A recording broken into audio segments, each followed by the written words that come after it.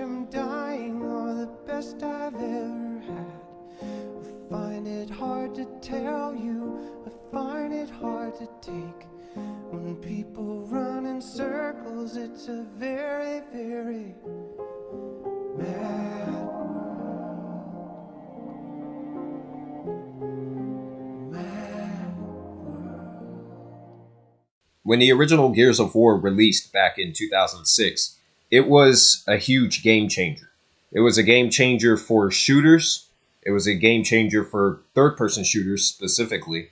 And it was also a game changer for AAA action blockbuster titles. This game also kicked off a mega franchise that's still ongoing today, and has been a major contribution of what has kept Microsoft and the Xbox in general, the Xbox platform, in the spotlight, both during the good days of the Xbox 360 and the not so good days of the Xbox One, all the way through till now. And Gears of War was a game that surprised pretty much everyone. So a little backstory, growing up back in the mid-2000s, where I was in middle school at the time, just about all of my friends at the time were quite a few years older than me. I didn't hang out with anyone who was really my same age or younger at the time.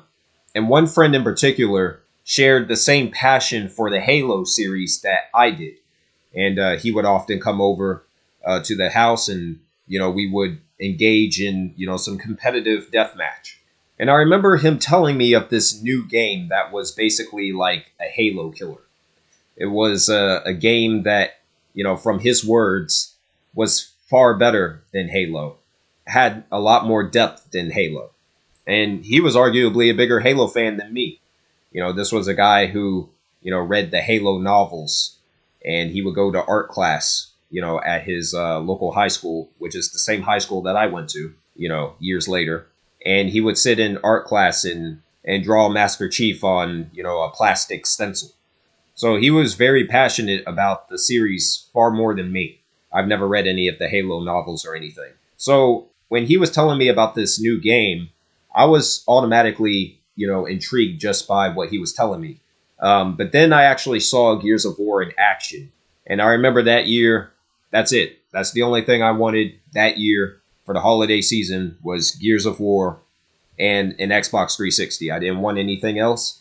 Long story short, that's exactly what I got. And that's the only thing I got that year for the holiday season was an Xbox 360 and Gears of War. That's all I had for a few months, actually. That was my very first game on the Xbox 360. And Gears of War quickly became a favorite of mine. To this day, the game remains timeless. And there's a lot of great things that works about Gears of War.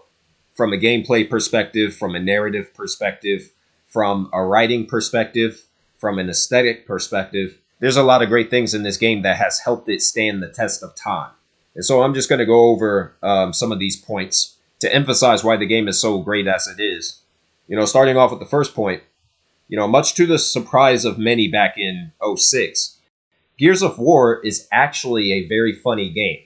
It's actually funnier than most games that I've played, which is peculiar because the game is actually a very dark game, but it knows how to sit back and crack a joke.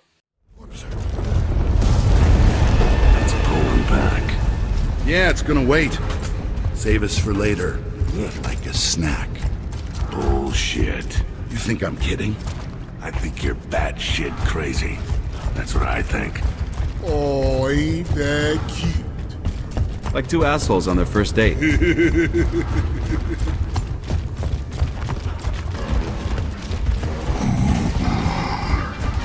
And the jokes are actually pretty damn funny.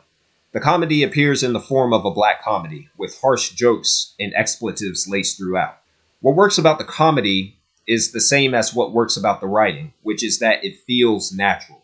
Less like a script and more realistic. It almost has a Tarantino edge to it.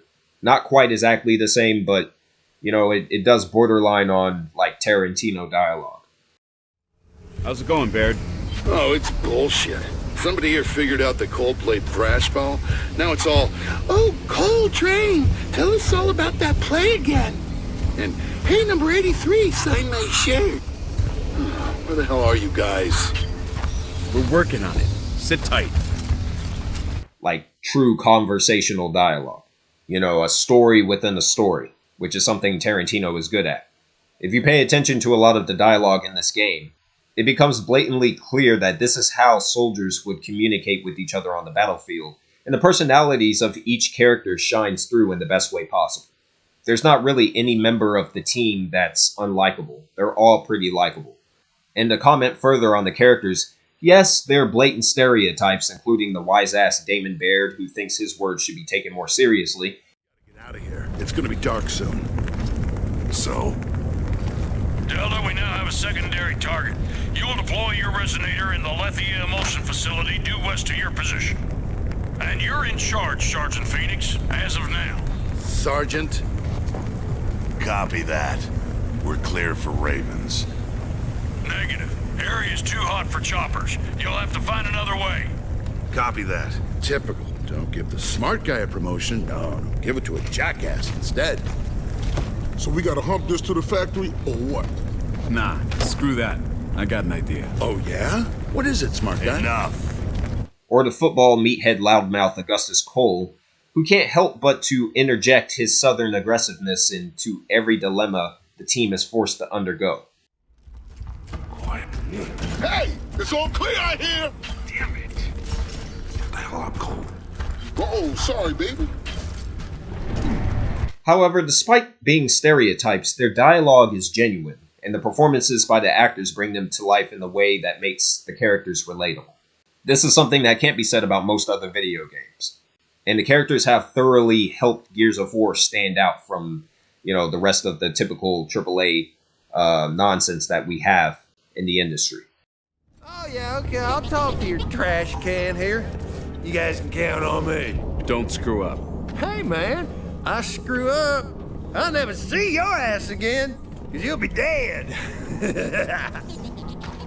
I'm gonna kill this guy. Another thing that works a great deal with Gears of War and helps it stand out considerably to other AAA games is its art direction. The art direction, which is consistent all the way through the game with a darker color palette than what's seen in most games, helps distinguish Gears from its shooter contemporaries. Even to this day, the various locations visited throughout the game stylistically feels like Gears of War, no matter which level you're in. And this is something that's been a consistent evolution throughout the course of the series. The art direction has changed significantly with each Gears title, but it all still feels like it's a part of the same universe. But specifically, the art direction with the first game, because of how dark the game is, it was very important for the development team at Epic Games at the time to come up with something that, is a bit formulaic. Formulaic in the sense that, the world has rules with, the way everything looks, while at the same time not trying to be too generic. So part of what works about the art style of Gears of War are the small things, right down to the size of the characters. The characters look like they're on steroids. But that's the series, that's what works about the art direction. There's no other game looks like Gears of War. They did a fantastic job at, establishing the tone and feel of the world, and the art direction is a big part of that. What's more, the Locust Horde represents some of the best creature design from any major video game franchise. Each enemy type, from the grunts to the larger brutes, to the colossal spider-like Corpser, or the dinosaur-like Brumak, each feel like a member of the same family, thanks to similar art design pieces on each character model. And of course, this goes back to what I was just commenting on with the art direction. Actually playing against these enemies in combat is also a fun time, even on harder difficulty settings, simply due to the fact that the enemies also adhere to the game's primary rule, which is to take cover, or they force the player to adhere to the rules, which is Gears' strongest selling point across the span of the series. And getting to the cover system in Gears of War was iconic for how simple and effective the system actually was. No other game had done what Gears had done in the way Gears had done a cover system up to that point in 2006. The over-the-shoulder perspective blended seamlessly and perfectly with the game's emphasis on taking cover. This also created some very unique and cinematic set pieces that only grew better with age, with each subsequent game in the series. Control-wise, getting into and coming out of cover was kept mapped to one button, and movement while in cover feels smooth and responsive. even for a game that technically is outdated such as this. It is thanks to the cover system that Gears of War went on to inspire other successful franchises, the primary one being the Uncharted series, whose creative director from the first game stated that Naughty Dog had actually went back during the development phase with Uncharted 1 and redesigned the combat to incorporate a combat system that took after Gears of War. And so they took after the cover system that Gears of War popularized. Needless to say, there would not be an Uncharted series without Gears of War. Uncharted wouldn't exist, or it wouldn't exist in the same vein that we know it today without Gears of War. What's more, the weapons in Gears of War are also very distinct to complement the unique cover system. From the chainsaw-wielding Lancer to the heavy grenade-launching Boomshot and the explosive Torque Bow, the weapons each take pride in providing one-hit kill opportunities, forcing players to stay alert at all times. The best weapon, however, in my opinion, would be the Gears sniper rifle, known as the Long Shot, which fires just one round, but will provide the most satisfying headshot assassination from any shooting game that I can think of. Rock and load. Oh, yeah. Each weapon also benefits from yet another brilliant idea that Epic implemented, which is the active reload, a mechanic that gives the player a chance to further go on the offensive every time they reload their weapon. As a bar stretches underneath your weapon UI, you have a split second to perfectly reload the weapon, which provides a faster reload animation and a few seconds to unload power shots at your target. However, if you fail the timing, the reload will take longer as you watch your character struggle to jam another round into the next clip. Strangely enough, this hasn't been replicated in any other shooter, which is strange. That I know of. It hasn't been replicated in any other game.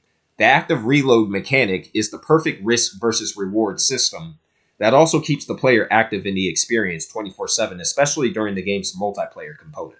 And speaking briefly on the multiplayer component, Gears of War has some of the best multiplayer experiences that gaming has to offer, as it's highly competitive, yet very grounded with the various game types that diversify the gameplay, but also retains the creative mechanics and systems found in the single-player campaigns. Particularly, the first Gears of War was distinct, however, for the simple reason that each player utilized what's essentially the most overpowered weapon in the entire game, the shotgun. The shotgun, which has an abnormally long firing distance and will straight destroy most targets with just one hit depending on the distance and the individual situation. This caused an extreme learning curve that only few could really get the hang of. And I remember how satisfying it was becoming hands-on with the multiplayer, as when I first started playing Gears Online, I was fucking horrible at the multiplayer, most often not being able to net a single kill throughout an entire match. At one point, I was literally that bad, and I absolutely hated the multiplayer at first. Fortunately, I kept at it and something eventually clicked, and I can't really explain what clicked. I just booted up the game one day and somehow I just started getting kills and I just got better at it. I'm not exactly sure what happened, but before I knew it, I was going entire matches without a single death, netting anywhere from 50 all the way up to 80 kills playing Annex. Number 1 in every match that I entered. Needless to say, Gears of War 1 is without a doubt one of the most satisfying multiplayer experience, if not the most satisfying multiplayer experience I've had with the game, even giving Halo 3 and Call of Duty 4 a run for their money. Lastly, one of the best parts about the series that I want to mention has always been the overall arching story, which sees humanity on its last legs against a horde of monstrous creatures with a backstory that's not fully explained, and wisely leaves enough mystery to keep players intrigued, slowly expanding on the lore as time passes. In fact, I would say that the reason Gears has been so successful, with now 6 games in the series and counting, because the story is so well written, especially specifically with the first 3 games, that it's helped the series as a whole withstand the test of time. Definitely a highlight of the industry at large is the story in the Gears of War series. At the end of the day, Gears of War is a timeless classic, one that never really truly gets old, despite some of its now outdated systems that have been improved with each successive entry. It's a game that reminds me of what contributions Microsoft has provided the industry, and it cemented Epic Games as one of the greatest and most influential development studios in the gaming industry as a whole. And even though Gears 5 really wasn't that good, hopefully the series has enough life left in it to stick around for a long period of time, as I suspect it will. You have my word that we will rise again. They do not understand. They do not know why we wage this war. Why we cannot stop. Will not stop. Why we will fight and fight and fight until we win or we die. And we are not dead.